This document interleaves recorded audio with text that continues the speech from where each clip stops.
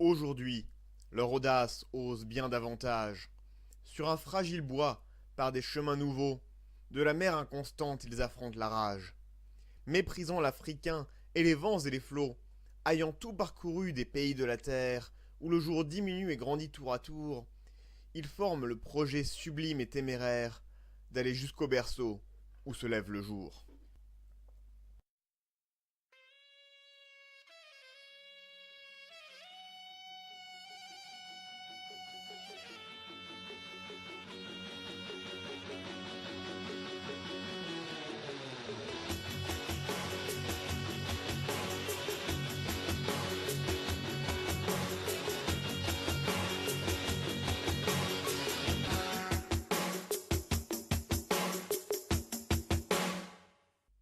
Bonjour et bienvenue dans le troisième épisode de l'histoire de l'Indochine. L'histoire portugaise en Afrique commence en 1415 à Ceuta, comme on l'a vu dans le premier épisode. Le roi Jean déclare s'être lavé les mains dans le sang des infidèles en rémission de ses péchés passés. Pendant les 20 prochaines années, les Portugais vont tenter de naviguer l'Atlantique, dépassant le cap Bojador au large du Sahara occidental qu'en 1434. En attendant, ils jouent aux pirates, attaquant les navires marocains sur la côte. Il faudra attendre les années 1440 et l'invention effective de la caravelle pour qu'ils arrivent en Guinée, 60 ans après les Français. Henri va engager des capitaines, principalement vénitiens et génois, pour aller naviguer. Les eaux sont riches en poissons, les habitants de Sénégambie peuvent commercer de l'or, de l'ivoire et quelques épices contre du tissu et des bols en étain d'Angleterre et de France. Un autre bien très important, très désirable par les Portugais, c'est les esclaves. À l'époque, comme maintenant, le Portugal n'est pas très grand, c'est vraiment un petit pays. Au XVe siècle, par exemple, il y a 1 million d'habitants comparé aux 8 millions d'Espagne et aux 16 millions de la France. Alors les Portugais ont besoin de main-d'œuvre pour les champs de canne à sucre des Açores et de Madère. Ils vont donc faire leur premier pas sur ce qui deviendra plus tard le commerce triangulaire. De l'Europe partent des produits manufacturés avec lesquels on achète des esclaves. Avec les esclaves, on fait pousser du sucre ou du coton. Et avec ce sucre, on achète des biens manufacturés. C'est simple, c'est efficace. La Sénégambie et le golfe de Guinée sont certes peu avancés à cette époque, mais c'est parce qu'ils sont en bordure de bassins de civilisations plus développées. Dans l'intérieur de l'Afrique occidentale, on va trouver des royaumes médiévaux avec de grandes villes. Tombouctou aurait eu 170 000 habitants au XIVe siècle, contre 200 000 habitants à Paris par exemple, Paris étant la ville la plus peuplée d'Europe au début du XIVe. Ce sont des royaumes reliés au monde arabe avec certains habitants faisant même le pèlerinage jusqu'à la Mecque.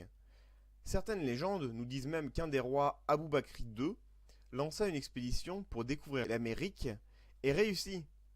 Prenant la tête d'une seconde expédition, il meurt en mer. Néanmoins, on n'a aucune preuve. Et c'est très possible que ce ne soit qu'un artifice narratif. En effet, il y a une histoire qui dit qu'il y a eu un très grand voyage vers l'Est, donc le Hajj, qui va réussir, qui va être très bien, apporter beaucoup de joie aux pèlerins, tandis que le voyage vers l'Ouest, lui, va se finir dans la mort du roi. C'est donc très possiblement juste un conte religieux. Encore une fois, nous n'avons aucune preuve que les Maliens ont effectivement découvert l'Amérique.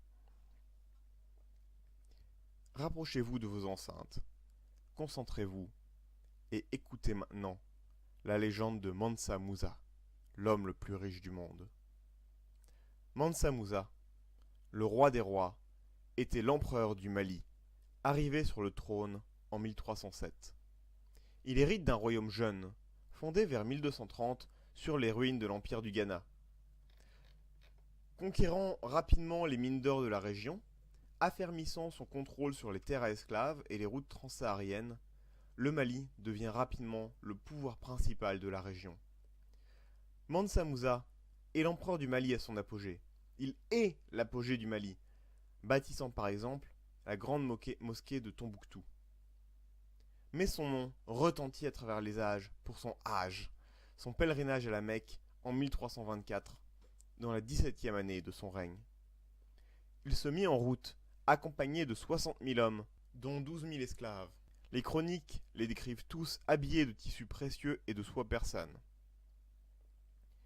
À la tête du cortège chevauche Mansa Moussa lui-même, précédé de 500 esclaves, portant tous un bâton d'or. À sa suite, 80 chameaux, portant chacun 150 kilos d'or pur, 12 tonnes d'or pur au total. Au cours actuel, Mansa Moussa prit la route avec presque un demi-milliard d'euros à dos de chameau. Traversant l'Afrique musulmane, il atteignit enfin le Caire, où il distribua généreusement ses richesses. Il distribua tant et tant aux millions d'habitants du Caire que 12 ans après, l'historien Al-Oumari remarqua que le cours de l'or y était encore dévalué par rapport aux régions où Mansa Moussa n'était pas passé. Pendant son âge, un de ses généraux, Sagmandia, conquit le royaume Songhai à l'est de Tombouctou, absorbant Gao dans l'empire. À sa mort, en 1360, Mansa Moussa règne sur un large empire comptant 40 millions d'habitants. Après lui, l'empire va décliner et se décomposer, attaqué de l'intérieur par les populations soumises qui se détachent de l'autorité centrale. C'est un processus courant dans la désintégration des empires de cette région. C'est ce qui est arrivé au Ghana, c'est ce qui arrive au Mali, ce qui arrivera plus tard aux successeurs, les Songhai, qui en 1464 deviennent le pouvoir principal de la région. Ces empires sont centrés sur le sud du Mali actuel, avec peu de contacts directs avec le littoral et la Sénégambie, même si des relations diplomatiques existent. Pourquoi? C'est simple. Les empires autour du Mali sont centrés sur le fleuve Niger, tandis que la côte va être plus sur le fleuve Gambie, d'où le terme Sénégambie. Les peuplades de la côte sont moins structurées et seront donc plus vulnérables aux marchands d'esclaves. Ces villages avaient encore le souvenir des relations commerciales avec les Normands et seront souvent surpris quand les Portugais débarquent et les réduisent en esclavage. Cette traite va court-circuiter les circuits traditionnels, les caravanes arabes transsahariennes. Ces caravanes ont fait la fortune des empires d'Afrique de l'Ouest, mais aussi du Maghreb. Ibn Battuta, un grand voyageur marocain qui, en 3 voyages, alla de la Chine au Mali en passant par le Kenya et la Mecque, nous décrit les petits villages de l'intérieur du Sahara qui sont des plaques tournantes du commerce de l'or et du sel. Les esclaves vont récolter le sel et le vendre aux marchands maliens qui leur vendent de la nourriture et de l'or en retour sous forme de poudre ou de lingots. Ces villages de l'intérieur sont aussi des étapes importantes pour se ravitailler en eau.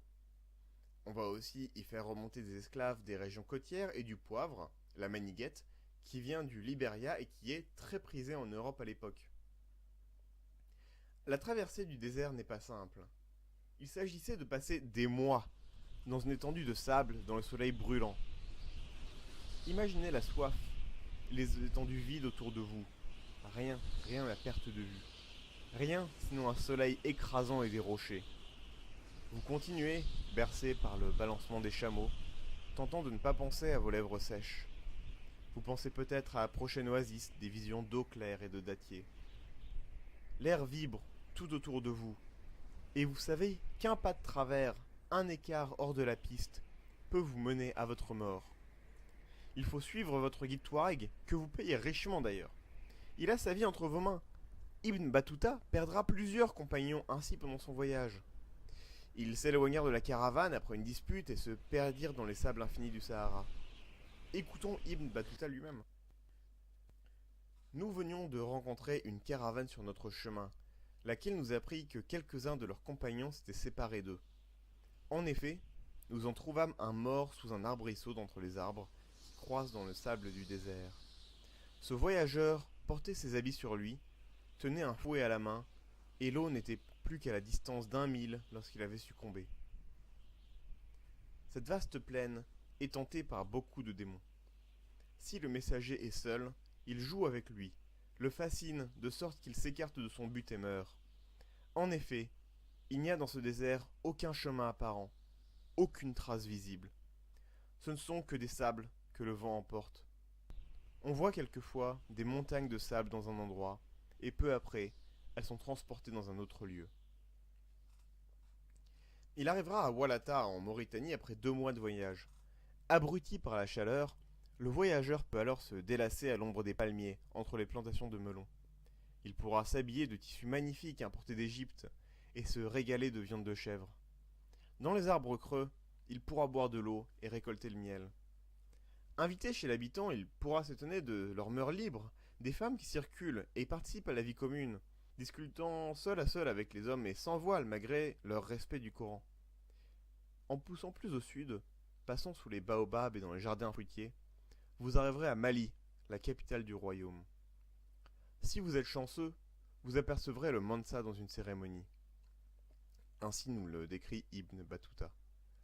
Sur sa tête est une calotte d'or, fixée par une bandelette également en or, dont les extrémités sont effilées à la manière des couteaux et longues de plus d'1 empan.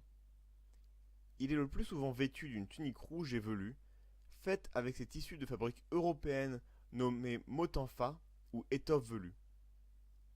Devant le sultan sortent les chanteurs, tenant à la main des canabires d'or et d'argent.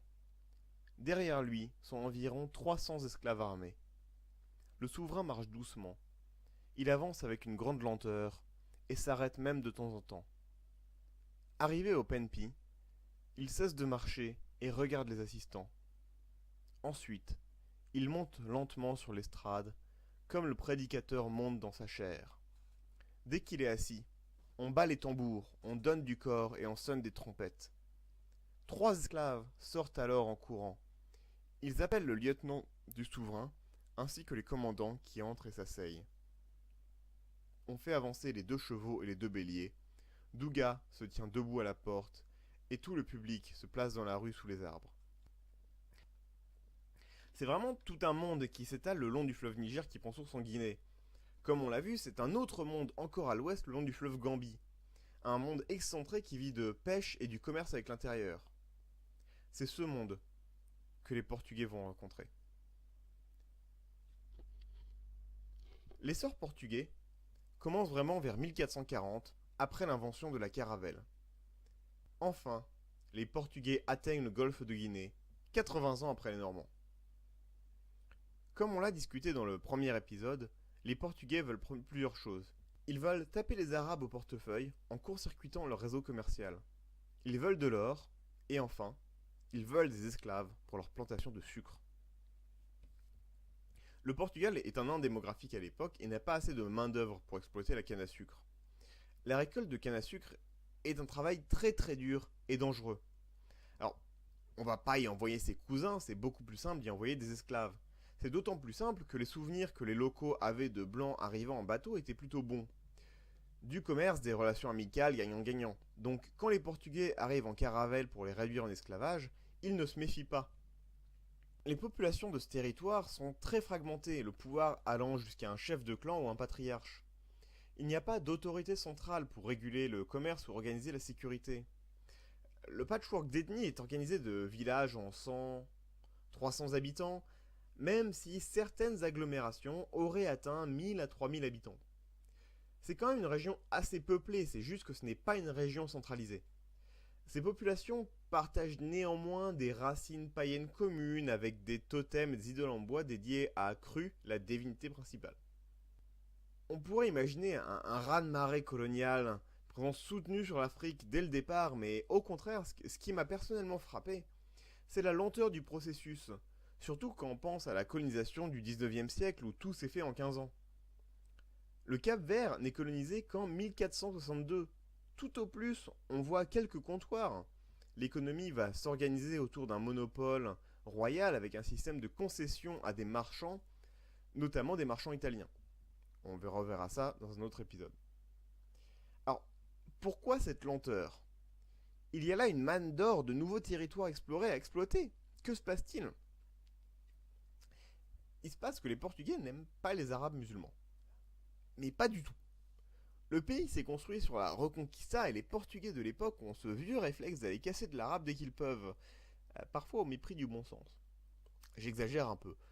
Le Maroc était un premier effort colonial, mais surtout, les Portugais voulaient se tailler une part du gâteau avant que la Castille et l'Aragon puissent tout prendre. Des accords de partage territoriaux avaient complètement délaissé le Portugal, et le roi Jean Ier voulait être sûr que son pays aurait voix au chapitre, et quelques territoires. L'effort africain, même si important, n'était pas une priorité. On nous parle de 15 voyages avant le passage du cap Bojador ou Bouche d'Our vers 1433, mais ce n'est pas complètement vérifié. Il y a en tout cas une pause d'au moins 4 ans entre le dernier et l'avant-dernier. Pourquoi? Nous ne sommes pas sûrs. Toujours est-il qu'en 1433, Jean Ier, roi du Portugal, meurt. C'était peut-être une des raisons pour expliquer ce retard. Il est remplacé par son premier fils, Duarte. J'espère que je prononce ça bien. Probablement non. Duarte va lancer une période expansionniste, relançant les voyages d'exploration en Afrique et dans l'Atlantique, et tentant d'étendre son royaume marocain. Les Portugais sont encore dans la conquête du Maroc. La dynastie mérinide est en train de s'effondrer complètement, et c'est le grand vizir Abou Zakaria qui va s'occuper de la défense du pays. Au fil des années, il y a eu plusieurs tentatives de la part des Marocains pour reprendre Ceuta, mais tout échouèrent. En 1437, la Castille vient de s'opposer violemment à l'appropriation portugaise des Canaries. Cette appropriation, légitimée par une bulle papale, va contre les intérêts castillans, qui auraient bien voulu les Canaries pour eux. La diplomatie va jouer à plein volume pour obtenir des avantages du pape, qui à l'époque joue un rôle d'arbitre international. En tant qu'autorité, il est aussi source de loi. Pour une bonne comparaison, simplement, le pape joue le rôle que les Nations Unies ont de nos jours. C'est une source de légitimité pour vos décisions internationales, mais il n'a pas trop de moyens de coercion, à part symbolique et par la religion, ce qui quand même peut être assez important. Si vous êtes excommunié, ça veut dire que d'autres personnes vont pouvoir refuser de faire affaire avec vous, ce qui peut complètement casser vos réseaux. Bref, 1436, les jeunes nobles portugais s'ennuient, les marchands veulent plus d'opportunités, de nouveaux marchés et de nouveaux produits à vendre.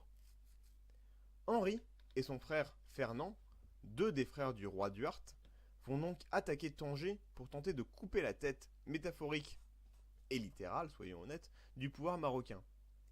Cette attaque avait déjà été proposée en 1433, mais repoussée. Le refus de la Castille à propos des Canaries va agir en catalyste pour pousser à l'expansion nord-africaine.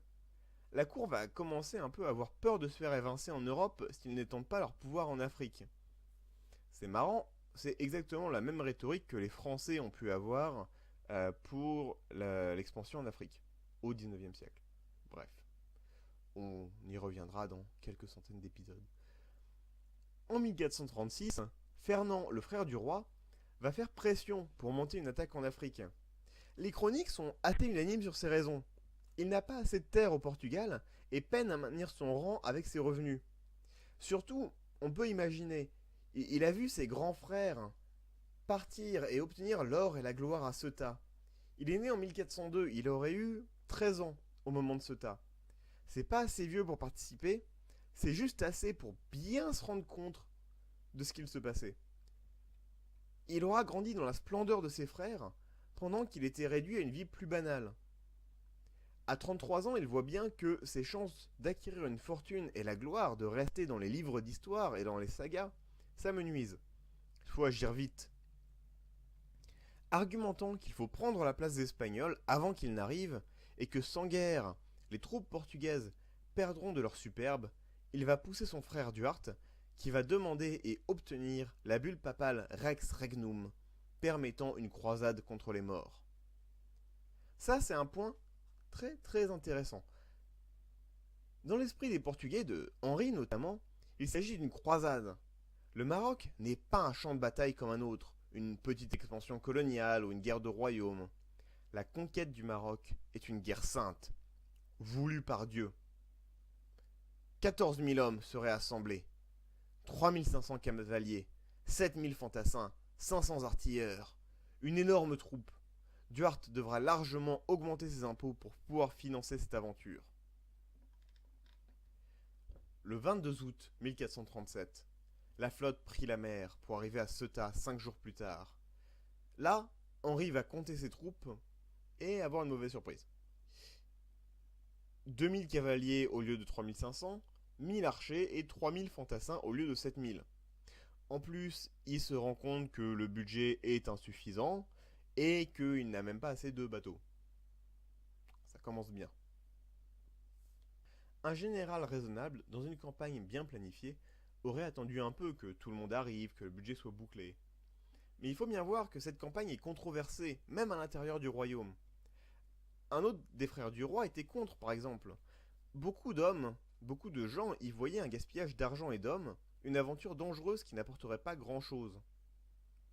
D'un côté, nous avons un projet controversé, et une volonté politique à moitié présente, et de l'autre, un groupe de jeunes nobles qui veulent casser de l'arabe, représenté notamment par Fernand. Henri voit donc son projet à risque de partir des deux côtés, il va choisir d'agir vite. Il prend la tête de 5000 hommes et marche de Ceuta à Tanger, où, le 13 septembre 1437, il rejoint Fernand qui avait fait le chemin en bateau avec le reste des troupes, et ils vont monter le siège. Là, il va y avoir des escarmouches pendant quelques jours, mais rien de majeur. Le problème est que les Portugais n'ont pas d'équipement de siège. Ils attendent des renforts de Ceuta, des échelles et des bombardes. Comme on le voit, une campagne bien planifiée au poil. Le 20 septembre, une bataille de 5 heures prend place. 5 heures de bataille en armure dans le soleil brûlant. Mais même cette bataille n'a aucun impact.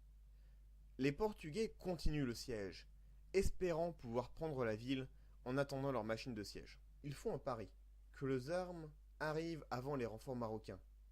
Ils savent que si une armée arrive à la rescousse, ils sont foutus. Ils ne sont pas assez nombreux et doivent tenir le siège. Leur seul espoir est de pouvoir prendre la ville rapidement et se retrancher derrière ces remparts quand les renforts marocains arriveront. Le siège ne peut pas durer, ou toute l'armée sera anéantie. Le 29 septembre, tout est décidé. Peut-être est-ce d'abord le bruit de l'armée en marche, ou la colonne de poussière qui s'élevait dans le ciel. L'horizon est brisé par une armée marocaine. 10 000 cavaliers, 90 000 fantassins s'installent sur une colline en vue du camp portugais, ainsi que nous le racontent les chroniques royales portugaises. Les dés sont jetés. Henri voit la taille de l'armée ennemie. Marchant dans son camp, il voit la faiblesse de ses troupes. Quelques milliers, face à des dizaines de milliers, face à 100 000 hommes. Chacun des siens devra tuer plus de 10 des leurs, et ensuite rester pour prendre la ville. Henri se signa, si telle était la volonté divine. Il rassembla 1500 cavaliers, 800 archers et 2000 fantassins, laissant les autres garder le camp. Les bannières claquent dans le vent de l'Atlantique, de part et d'autre du champ de bataille. Après 3 heures, l'infant du Portugal fait sonner la trompe. Dans un grand cri, les troupes s'élancent. Ici allait se décider le sort du Maroc et de la royauté portugaise. Le 29 septembre 1437, le monde était-il prêt à changer? Vous le saurez dans le prochain épisode de l'histoire de l'Indochine. Merci d'avoir écouté et à bientôt. Ciao.